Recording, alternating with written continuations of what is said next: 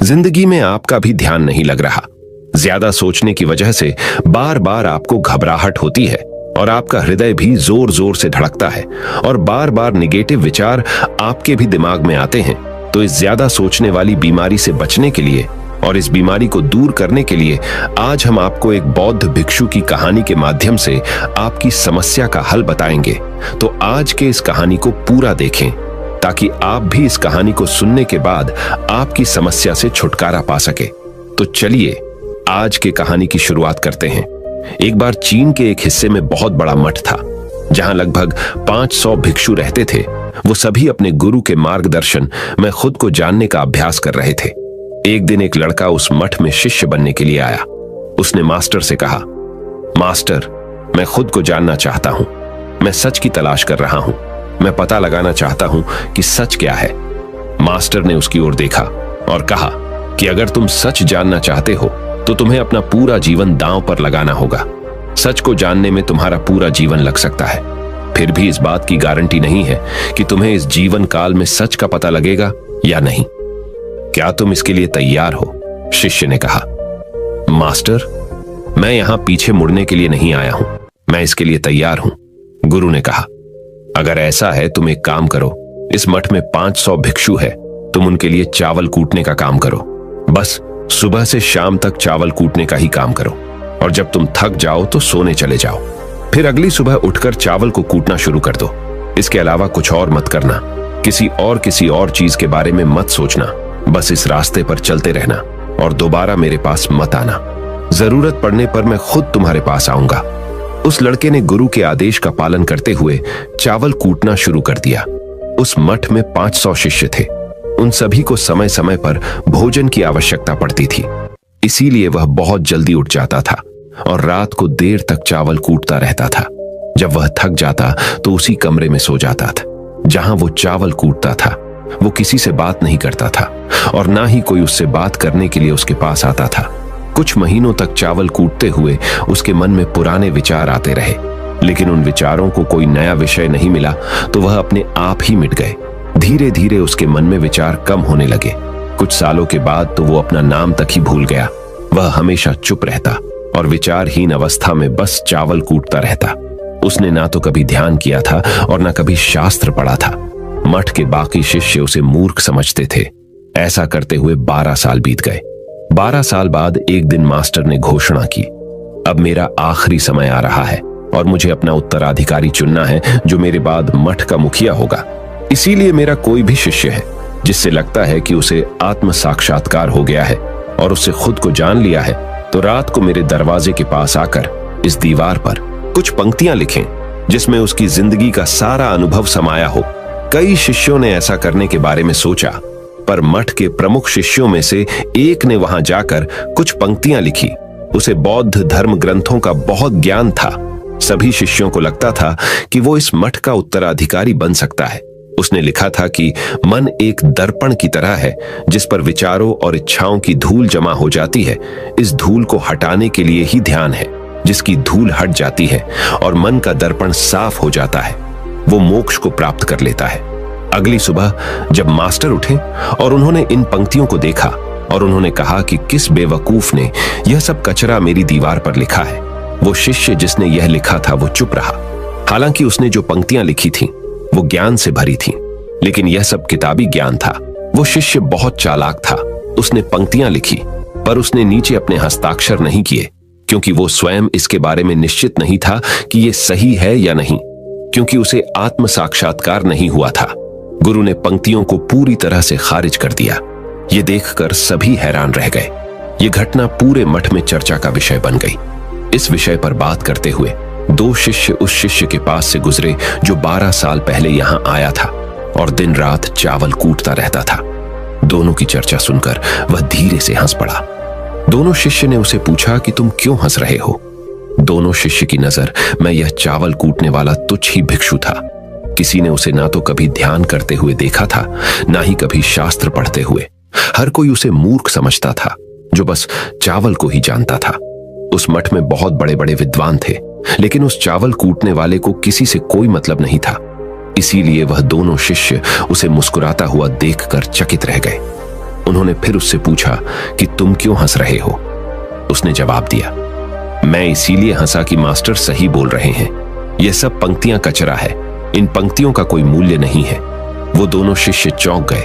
उन्होंने उसे पूछा कि क्या तुम ऐसी पंक्तियां लिख सकते हो जो इससे भी बेहतर हो। चावल पीसने वाले ने जवाब दिया, नहीं, क्योंकि मैं अनपढ़ हूं, लेकिन हां, मैं कुछ पंक्तियां कह सकता हूं। अगर तुमने उन पंक्तियों को तुम लिख सकते हो तो मैं तुम्हारे साथ जाने के लिए तैयार हूं। उन दोनों शिष्यों ने कहा, ठीक है। वे मास्टर के कमरे के पास गए और चावल कूटने वाले ने कुछ पंक्तियां बोली और दूसरे शिष्य ने उस दीवार पर लिख दिया और उन पंक्तियों के नीचे लिख दिया कि चावल कूटने वाला। उन्हें लगा कि मास्टर इस पर भी गुस्सा करेंगे। जो पंक्तियों उसने लिखने के लिए कहा था बहुत अद्भुत थी और वो पंक्तियां थीं, मन तो बस एक का भ्रम है ना, तो मन है, ना ही मन का कोई दर्पण है। और जब मन ही नहीं है तो धूल कहां ठहरेगी। जो ये जानता है वो सच को जान गया। जब गुरु ने ये पंक्तियां देखी तो वे आधी रात को उठे और चावल कूटने वाले के पास गए। वह सो रहा था। मास्टर ने उसे जगाया और कहा कि ये लो, मेरी छड़ी और मेरे वस्त्र ले लो। आज से तुम मेरे उत्तराधिकारी हो, लेकिन इस मठ को छोड़कर कहीं दूर चले जाओ, क्योंकि इस मठ में बहुत सारे विद्वान हैं जो खुद को तुमसे ज्यादा श्रेष्ठ मानते हैं और वो तुम्हें मार देंगे। वो इस बात को बर्दाश्त नहीं कर सकते कि एक साधारण सा चावल कूटने वाला उनसे ज्यादा विद्वान निकला। तुम्हें वह सारा ज्ञान हो गया है जो मुझे है।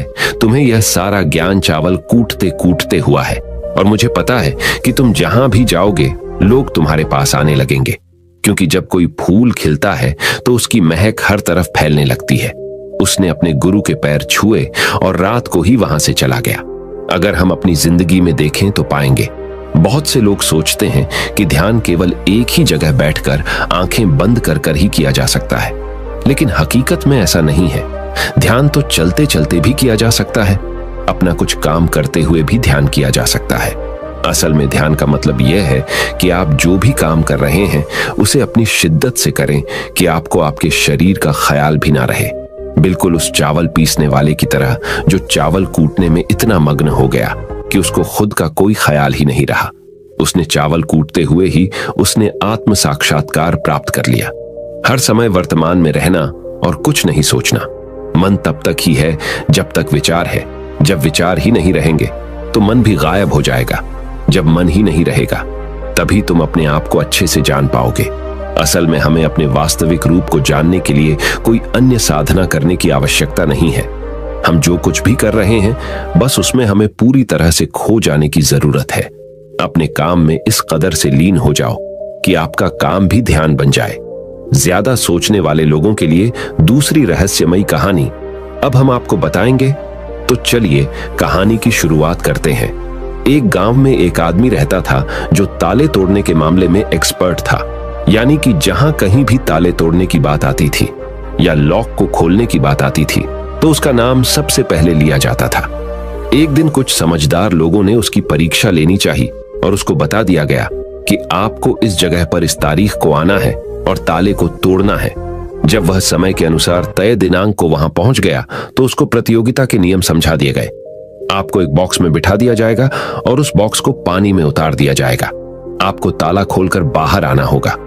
इस बीच आपको लगता है कि लॉक आपसे नहीं खुल पाएगा तो आप इमरजेंसी बटन को दबा सकते हैं और ऊपर आ सकते हैं, लेकिन आप प्रतियोगिता में हार जाएंगे। उसने सभी नियमों की हां कर दी और पानी में चला गया। जैसे ही वह पानी में पहुंचा तो उसने जेब में से एक तार निकाला और लॉक को खोलने की कोशिश करने लगा। 4 से 5 बार कोशिश करने के बाद वह बार बार विफल हो रहा था, लेकिन उससे लॉक नहीं खुल रहा था। अब ज्यादा समय तक पानी में रहना उसके लिए और भी मुश्किल था, क्योंकि सांस रोकना आसान नहीं था। फाइनली उसने अपना पूरा दिमाग लगाया और एक बार अंतिम प्रयास किया। वह विफल हुआ और उसने इमरजेंसी बटन दबा दिया। धीरे धीरे ऊपर आने लगा। पानी के ऊपर आए बॉक्स को बाहर निकाला गया और हल्का सा धक्का देकर खोला गया। वह अचंभित हो गया कि एक बार भी मेरे दिमाग में यह ख्याल क्यों नहीं आया कि मैं इसको धक्का देकर खोलूं। हो सकता है कि ये लॉक ही ना हो। तो यही होता है, जब हम भी बहुत ज्यादा सोचते हैं तो इसका खामियाजा हमें भुगतना पड़ता है। कभी कभी ना सोचने से भी जवाब मिल जाता है। इसलिए किसी ने कहा है कि जो कुछ नहीं करते वह कमाल करते हैं। जी हाँ दोस्तों, यह बात बिल्कुल सही है। कभी कभी दिमाग को जब हम शांत रखते हैं और ठंडे दिमाग से सोचने की कोशिश करते हैं तो हमें बेहतर समाधान मिल जाता है। अब हम आपको बताएंगे कि ज्यादा सोचने की यह बीमारी के मुख्य कारण क्या है, जिससे आपको ज्यादा सोचने की बीमारी हो जाती है। अत्यधिक सोच के कुछ मुख्य कारण। पहला कारण, वर्तमान से ज्यादा भूतकाल या भविष्य के बारे में ज्यादा चिंता करना। आप जो काम अभी कर रहे हैं उससे ध्यान हटाकर अपना ध्यान बीते हुए समय या आने वाले समय पर लगाएंगे तो आप ओवर थिंकिंग के शिकार होते जाएंगे। दूसरा कारण, काम का ज्यादा तनाव होना। जब वर्कलोड ज्यादा होता है तो दिमाग भी तेजी से चलने लगता और यह तनाव का रूप ले लेता है और दिमाग में वो विचार भी आने लगते हैं तो काम से संबंधी नहीं है और लोग ओवर थिंकिंग के शिकार हो जाते हैं। तीसरा कारण, डर का बना रहना। जब व्यक्ति के अंदर डर होता है, जैसे नौकरी छूट जाने का डर, प्रमोशन न होने का डर, काम में असफल हो जाने का डर, पैसे न मिलने या डूब जाने का डर, व्यक्ति इस डर को लेकर कल्पना करता रहता है। भले ही ऐसा न होने वाला हो, लेकिन धीरे धीरे यह डर उसे जरूरत से ज्यादा सोचने पर मजबूर कर देता है। चौथा कारण, कॉन्फिडेंस की कमी। जब व्यक्ति में किसी काम को करने के प्रति उलझन बनी रहती है तो कॉन्फिडेंस कम होता जाता है, जिसके चलते नकारात्मक विचार दिमाग को घेरना शुरू कर देते हैं और व्यक्ति ज्यादा सोचना और चिंता करना शुरू कर देता है। पांचवा कारण, चीजों के बारे में सकारात्मक से ज्यादा नकारात्मक विचार। जब व्यक्ति छोटी छोटी बातों के नकारात्मक पहलू के बारे में ज्यादा सोचना शुरू कर देता है तो धीरे धीरे व्यक्ति ओवर थिंकिंग का शिकार होता जाता है। क्या ओवर थिंकिंग यानी अत्यधिक सोच से छुटकारा पाया जा सकता है? तो इसका जवाब है जी बिल्कुल। ओवर थिंकिंग यानी अत्यधिक सोच से छुटकारा पाया जा सकता है, हालांकि थोड़ा समय लग सकता है, लेकिन यदि आप नीचे दिए स्टेप्स को फॉलो करते हैं तो आप ओवर थिंकिंग की प्रॉब्लम से यकीनन छुटकारा पा सकते हैं। तो आइए जानते हैं कि ओवर थिंकिंग की समस्या से छुटकारा कैसे पाएं। ओवर थिंकिंग यानी अत्यधिक सोच से छुटकारा पाने के उपाय। ये सब जानते हैं कि पहले विचार दिमाग में आता है, फिर वो क्रिया का रूप लेता है। हमें कोई भी काम सोच समझकर करना बहुत जरूरी है, पर किसी काम को लेकर जरूरत से ज्यादा सोचना और वो बातें भी सोचना जो काम से संबंधित नहीं है, आपको और आपके काम दोनों को नुकसान पहुंचाता है। तो थिंकिंग प्रॉब्लम नहीं है, बल्कि ओवर थिंकिंग प्रॉब्लम है और इसे कम करना जरूरी है। तो आइए जानते हैं ओवर थिंकिंग यानी अत्यधिक सोच से छुटकारा या कम करने के उपायों का। पहला उपाय, स्वीकार करें कि आप जरूरत से ज्यादा सोचते हैं। इस बात को मन से स्वीकार करें कि आप ज्यादा सोचते हैं और आपको ऐसा नहीं करना है। जब आप इस बात को स्वीकार कर लेंगे तो आप इससे छुटकारा पाने के लिए अपने आप को तैयार कर लेंगे। आप ओवर थिंकिंग को लेकर जागरूक हो जाएंगे। जब भी आपको लगे कि दिमाग में फालतू विचार चल रहे हैं, तुरंत उसे वहीं रोक दो और ये सोचना शुरू करो कि आपने सोचना कहां से शुरू किया था। तब आपको मालूम होता जाएगा कि आप कितनी फालतू की बातें सोचकर अपना समय और शक्ति बर्बाद कर रहे हैं। दूसरा उपाय, हमेशा सकारात्मक सोचने की कोशिश करें।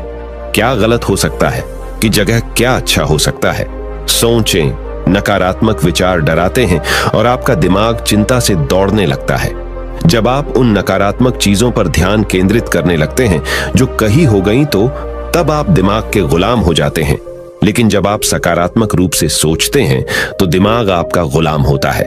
सकारात्मक रहने का मतलब यह नहीं है कि आप चीजों के सिर्फ एक पहलू को देखें, बल्कि सही और गलत दोनों पहलुओं को देखना जरूरी है। पर केवल नकारात्मक सोचना या ज्यादा नकारात्मक विचार आपको अनुचित सोचने पर मजबूर कर देते हैं। तीसरा उपाय, योग, ध्यान और व्यायाम करें। योग, ध्यान और व्यायाम मस्तिष्क और शरीर को स्वस्थ रखते हैं। ध्यान काफी लाभदायक है, इसे अपने जीवन का हिस्सा बनाएं। चौथा उपाय, वर्तमान क्षण में जीने की कोशिश करो। कभी कभी लोग बीती हुई बातों या घटना के बारे में ही सोचते रहते हैं और तनाव में आ जाते हैं। इसी प्रकार जो समय आने वाला है उसे लेकर भी इतनी चिंता करते हैं कि तनाव में रहते हैं। तनाव में दिमाग हावी हो जाता है और फालतू बातें सोचने लगता है। जो समय बीत गया है उससे सीख लो, जो आने वाला है उसकी तैयारी करो। लेकिन यह आप तभी कर सकते हैं जब आप वर्तमान में रहें। इसलिए आप जो अभी कर रहे हैं तो पूरा ध्यान उसी पर लगाओ। पांचवा उपाय, जो बात आपको परेशान कर रही है उसे लिख लें। आपके सोचने के तरीके और आपके महसूस करने के तरीके के बीच एक मजबूत संबंध है। आपके सोचने का तरीका आपकी भावनात्मक स्थिति को प्रभावित करता है और आपकी भावनात्मक स्थिति आपके सोचने के तरीके को प्रभावित करती है। तो जो बात आपको परेशान कर रही है उसे लिख लें। अब उस बात के बारे में यह लिखें कि यह आपको क्यों परेशान कर रही है। अब अपने आप से प्रश्न करें कि क्या इस समस्या का हल परेशान रहना है। यदि नहीं तो उसका हल ढूंढे, और यही इसका कोई हल नहीं है तो परेशान रहने और सोचते रहने से क्या होगा। जब धीरे धीरे आप ऐसे करेंगे तो इस चीज की आपको आदत पड़ी ढहती जाएगी और आप अनावश्यक सोचना बंद कर देंगे। छठा उपाय, अपनी भावनाओं का नियंत्रण रखो। भावनाओं पर नियंत्रण रखने का मतलब यह बिल्कुल भी नहीं है कि आप अपनी भावनाओं को दबाएं, लेकिन आपको अपनी भावनाओं पर नियंत्रण रखना होगा। जब आप अपनी भावनाओं पर नियंत्रण रखते हैं तो हकीकत को देख पाते हैं। अनियंत्रित भावनाएं दिमागी विचारों को बेफजूल गति प्रदान करती हैं। सातवां उपाय, चिंता नहीं चिंतन करें। चिंता ओवरथिंकिंग को जन्म देती है और चिंतन क्रिएटिविटी को जन्म देता है। फालतू सोचने की जगह कोई कहानी, कोई लेख, कविता या कुछ रचनात्मक सोचें। आठवां उपाय, अपने पसंद की चीजें करें। जब भी आप फ्री हो तो कोई भी ऐसा काम करो जिसे करना आपको अच्छा लगता हो। किताबें पढ़ें, गाने सुने, गाने गाएं, घूमने जाएं। यदि आपके घर में बच्चे हैं तो बच्चों के साथ खेलें। अपने दोस्तों से साथ समय व्यतीत करें। नौवां उपाय, अपना सर्वश्रेष्ठ स्वीकार करें। जब आप ज्यादा सोचते हैं तो न चाहते हुए भी आप नकारात्मक बातें सोचते हैं और अपने आप को औरों से कम आंकने लगते हैं। याद रखें, कोई भी परफेक्ट नहीं होता। जो आप हैं, आप जैसा कोई नहीं है। लोग क्या कहते हैं इस पर ध्यान देने की बजाय अपना सर्वश्रेष्ठ स्वीकार करें, अपने ज्ञान को बढ़ाते रहें और पॉजिटिव रहें। 10वां उपाय, मन को शांत रखें। आधुनिक जिंदगी भाग दौड़ और तनाव भरी है। अधिकतर लोगों के साथ तनाव में बने रहना इतना सामान्य हो जाता है कि उन्हें इस बात का पता ही नहीं चलता कि धीरे धीरे तनाव उनके मानसिक और शारीरिक स्वास्थ्य पर बुरा प्रभाव डाल रहा है। जब मन अशांत होता है तब नकारात्मक और बेफिजूल के विचार हमारे दिमाग में घर करने लगते हैं। यदि आप ओवरथिंकिंग से छुटकारा पाना चाहते हैं तो अपने मन को शांत रखें। आपके सोच को बदल देने वाली 3 कहानियां अभी हम आपके सामने प्रस्तुत कर रहे हैं, तो इसे ध्यान से सुने। यह आपकी जिंदगी बदल लेंगी। पहली कहानी, चमकीले नीले पत्थर की कीमत। एक शहर में बहुत ही ज्ञानी प्रतापी साधु महाराज आए हुए थे। बहुत से दीन दुखी परेशान लोग उनके पास उनकी कृपा दृष्टि पाने हेतु आने लगे। ऐसा ही एक दीन दुखी गरीब आदमी उनके पास आया और साधु महाराज से बोला, महाराज मैं बहुत ही गरीब हूं, मेरे ऊपर कर्जा भी है, मैं बहुत ही परेशान हूं, मुझ पर कुछ उपकार करें। साधु महाराज ने उसको एक चमकीला नीले रंग का पत्थर दिया और कहा कि यह कीमती पत्थर है, जाओ जितनी कीमत लगवा सको लगवा लो। वो आदमी वहां से चला गया और उसे बचने के इरादे से अपने जान पहचान वाले एक फल विक्रेता के पास गया और उस पत्थर को दिखाकर उसकी कीमत जाननी चाहिए। फल विक्रेता बोला, मुझे लगता है ये नीला शीशा है, महात्मा ने तुम्हें ऐसे ही दे दिया है। हाँ, यह सुंदर और चमकदार दिखता है, तुम मुझे दे दो, इसके मैं तुम्हें 1000 रुपए दे दूंगा। वो आदमी निराश होकर अपने एक अन्य जान पहचान वाले के पास गया जो कि एक बर्तनों का व्यापारी था। उनसे उस व्यापारी को भी वो पत्थर दिखाया और उसे बेचने के लिए उसकी कीमत जाननी चाहिए। बर्तनों का व्यापारी बोला, यह पत्थर कोई विशेष रत्न है, मैं इसके तुम्हें 10,000 रुपए दे दूंगा। वह आदमी सोचने लगा कि इसकी कीमत और भी अधिक होगी और यह सोच वो वहां से चला आया। उस आदमी ने इस पत्थर को अब एक सुनार को दिखाया। सुनार ने उस पत्थर को ध्यान से देखा और बोला, यह काफी कीमती है, इसके मैं तुम्हें 1 लाख रुपये दे दूंगा। वो आदमी अब समझ गया था कि यह बहुत अमूल्य है। उसने सोचा, क्यों ना मैं इसे हीरे के व्यापारी को दिखाऊं। यह सोच वो शहर के सबसे बड़े हीरे के व्यापारी के पास गया। उस हीरे के व्यापारी ने जब वो पत्थर देखा तो देखता रह गया। चौंकने वाले भाव उसके चेहरे पर दिखने लगे। उसने उस पत्थर को माथे से लगाया और पूछा, तुम यह कहां से लाए हो? यह तो अमूल्य है, यदि मैं अपनी पूरी संपत्ति बेच दूं तो भी इसकी कीमत नहीं चुका सकता। तो इस कहानी से हमें यह सीख मिलती है, हम अपने आप को कैसे आंकते हैं। क्या हम वो हैं जो राय दूसरे हमारे बारे में बनाते हैं? आपकी लाइफ अमूल्य है, आपके जीवन का कोई मोल नहीं लगा सकता। आप वो कर सकते हैं जो आप अपने बारे में सोचते हैं। कभी भी दूसरों के नेगेटिव कमेंट से अपने आप को कम मत आंकिए। दूसरी कहानी, मेंढकों की टोली एक मेंढकों की टोली जंगल के रास्ते से जा रही थी। अचानक दो मेंढक एक गहरे गड्ढे में गिर गए। जब दूसरे मेंढकों ने देखा कि गड्ढा बहुत गहरा है तो ऊपर खड़े सभी मेंढक चिल्लाने लगे, तुम दोनों इस गड्ढे से नहीं निकल सकते, गड्ढा बहुत गहरा है, तुम दोनों इसमें से निकलने की उम्मीद छोड़ ढाए दो। उन दोनों मेंढकों ने शायद ऊपर खड़े मेंढकों की बात नहीं सुनी और गड्ढे से निकलने के लिए लगातार वो उछलते रहे। बाहर खड़े मेंढक लगातार कहते रहे, तुम दोनों बेकार में मेहनत कर रहे हो, तुम्हें हार मान लेनी चाहिए, तुम दोनों को हार मान लेनी चाहिए, तुम नहीं निकल सकते। गड्ढे में गिरे दोनों मेंढकों में से एक मेंढक ने ऊपर खड़े मेंढकों की बात सुन ली और उछलना छोड़ कर वो निराश होकर एक कोने में बैठ गया। दूसरे मेंढक ने प्रयास जारी रखा, वो उछलता रहा जितना वो उछल सकता था। बाहर खड़े सभी मेंढक लगातार कह रहे थे कि तुम्हें हार मान लेनी चाहिए, पर वो मेंढक शायद उनकी बात नहीं सुन पा रहा था और उछलता रहा और काफी कोशिशों के बाद वो बाहर आ गया। दूसरे मेंढकों ने कहा, क्या तुमने हमारी बात नहीं सुनी? उस मेंढक ने इशारा करके बताया कि वो उनकी बात नहीं सुन सकता क्योंकि वो बहरा है, सुन नहीं सकता, इसलिए वो किसी की भी बात नहीं सुन पाया। वो तो यह सोच रहा था कि सभी उसका उत्साह बढ़ा रहे हैं। इस कहानी से हमें यह सीख मिलती है कि 1. जब भी हम बोलते हैं उनका प्रभाव लोगों पर पेडिहाता है, इसलिए हमेशा सकारात्मक बोलें। 2. लोग चाहें जो भी कहें, आप अपने आप पर पूरा विश्वास रखें और सकारात्मक सोचें। 3. कार्य ही मेहनत, अपने ऊपर विश्वास और सकारात्मक सोच से ही हमें सफलता मिलती है। तीसरी कहानी, चील और मुर्गी। एक जंगल में बरगद का पेड़ था। उस पेड़ के ऊपर एक चील घोंसला बनाकर रहती थी जहां उसने अंडे दे रखे थे।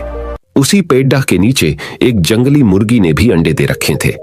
एक दिन उस चील के अंडों में से एक अंडा नीचे गिरा और मुर्गी के अंडों में जाकर मिल गया।